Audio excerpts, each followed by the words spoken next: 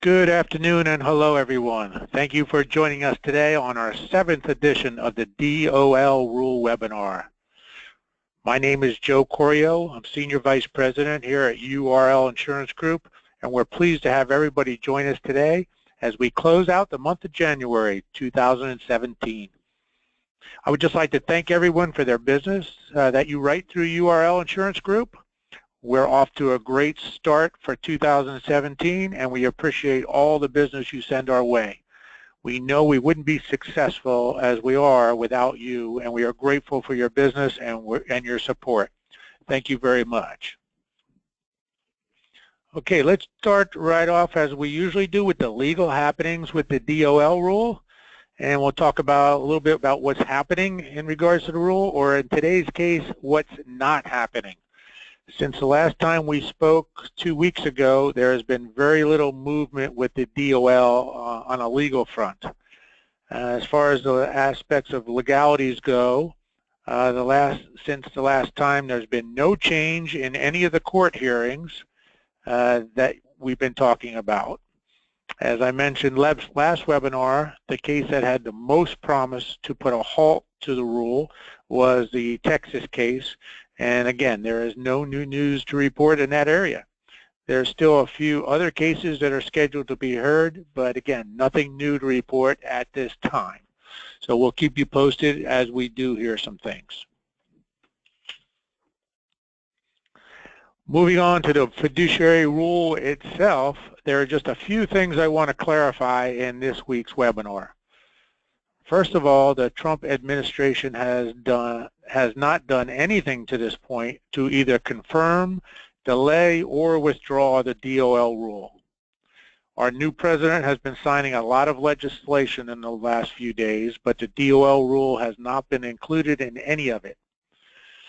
Now, there are many rumblings from so-called insiders that say at the least the DOL rule will be postponed.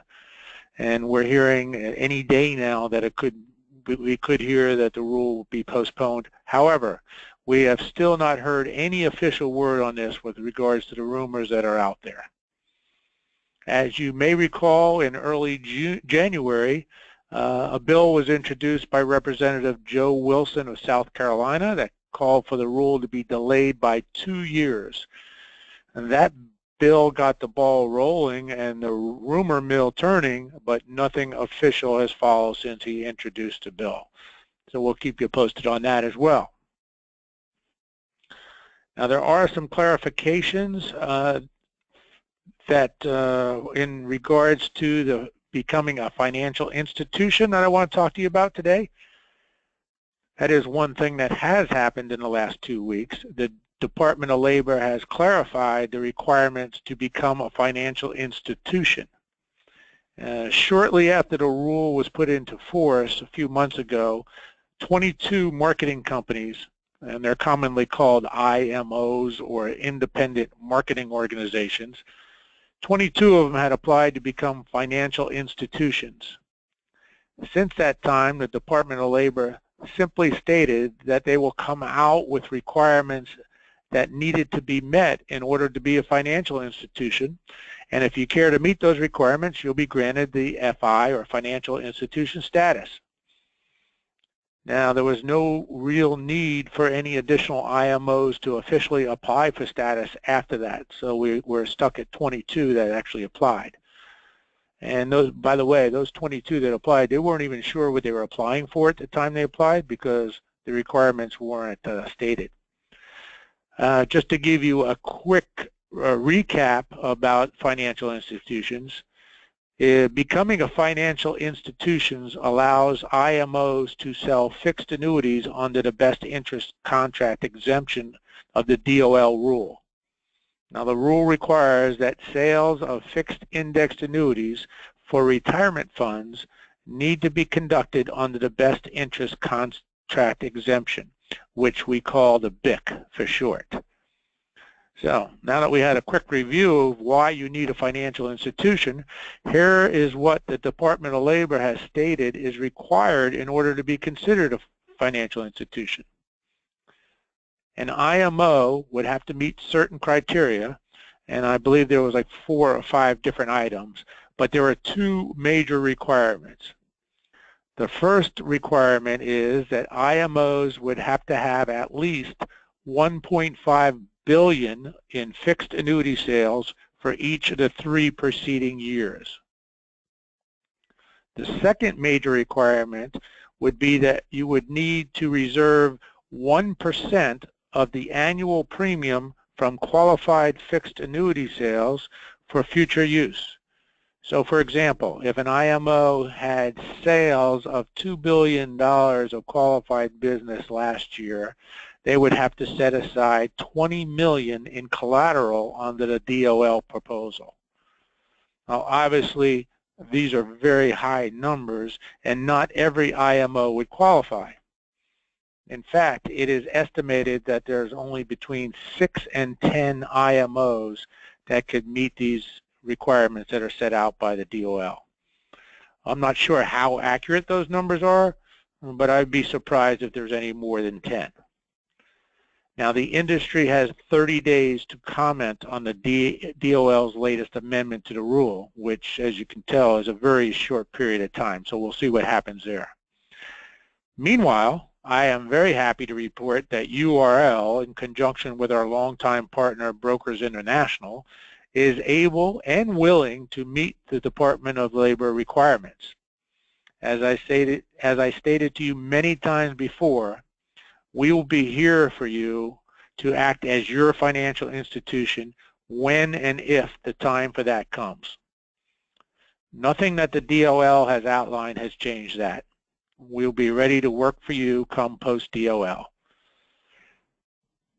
Now, in addition, there is one other point that the department has clarified, and we need to clarify that as well, and that is in regards to insurance-only agents. They do not have to work with one financial institution exclusively. This was reported to be the case earlier, but we now have learned that this is not so. So as you can see, there is not too much earth-shattering news as it pertains to clarification of the rule in regards to you, the insurance agent, but the IMOs are working very hard to get everything in order for you. As the days move ahead, and URL continues to get ready for the implementation of the DOL rule, which takes effect on April 10th. URL is constantly monitoring any requirements that agents will need and any changes that the Department of Labor announces, so that when and if we need to implement new procedures for doing business, we'll have them ready for your use. We are all doing the necessary things we need to do while we're keeping a close eye on that legislation, any legislation that may delay or derail the fiduciary rule. Now, I have been suggesting to you for weeks that insurance agents work on any potential cases that they have sooner rather than later. Business has really picked up, and you still have 68 days before the DOL rule goes into effect. But 68 days is going to go fast. We already have 31 days into the new year, and it seems like we just celebrated the start of 2017. So please, get to work to close those cases you have hanging out there while your job of proposing and writing business will be easier and quicker for you.